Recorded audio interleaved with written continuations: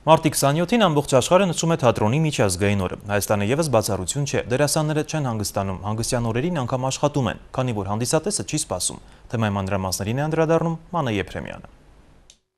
Օր, շաբաթ, ամիս, տարի, մանկություն, պատանեկություն, երիտասարդություն, այսինքն մի ամբողջ կյանք, որ անցել եւ անցնում է թատրոնում։ Եթե ոչ բոլորը, ապա դերասաններից շատերն իրենց կյանքի մեծ մասը թատրոնին են նվիրել։ Ուղղակի, որովհետեւ սիրում են իրենց մասնագիտությունը։ Թատրոնը ինձ համար կյանք է։ Իմ կյանքն է թատրոնը։ Երիտասարդ դերասանը իր ստեղծագործական ուղին դեռ 7 տարեկանից է սկսել, չնայած որ ծնողներից ոչ մեկը դերասան չի եղել։ Բայց եթե օրերից մի օր իր երեխան հոր ուղին շարունակելու ցանկություն հայտնի, անասելի հպարտ կլինի, բայց երբեք չի ստիպի, քանի որ համոզված է, դերասան ոչ թե դառնում, այլ ծնվում են։ Մարդը այդպեսին է, դրա համար դերասան է։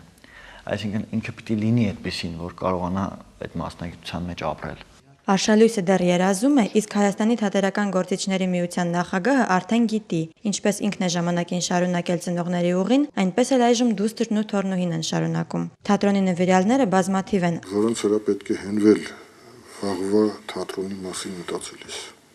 Մասնագետի համոզմամբ արդեն յետևում են այն ժամանակները, երբ թատրոնները դատարկ էին։ Սկսել են շատ հաջող աշխատել թատրոնները, երիտասարդությունն է բավական ակտիվացել թատերական, բավական հետաքրքիր սերունդ է գալիս։ Կամերային, դրամատիկական, պատանի հանդիսատեսի եւ Հայաստանի այլ թատրոններին հանդիսատեսի քանակով չի զիջում նաեւ Մնջախաղի թատրոնը։ Մենք ունենք մեր փոքրաթիվ այն հանդիսատեսը, ովքեր անդավաճան գալիս են մեր թատրոն։ Իդեպ, եթե դերասանների համար այսօր տոն է, ապա Մնջախաղի թատրոնի ղեկավարի համար կրկնակի։ Ժիրայր Դադասյանը թատրոնի եւ իր ծննդյան օրերի համընկնումը ճակատագրական չի համարում։ Դրա մեջ շատ գուցեև խորհուրդ կա, բայց չնայած ես մի քիչ, այսպես ասենք, լուրջ չեմ վերաբերում։ Ստեղծող դերասանները երբեք չեն ծերանում։ Այդպիսին է թատրոնի օրենքը։ Մանե Եփրեմյան, Վարդան Մկրտումյան, Հովհաննես Գյուրքչյան, Էպիկենտրոն։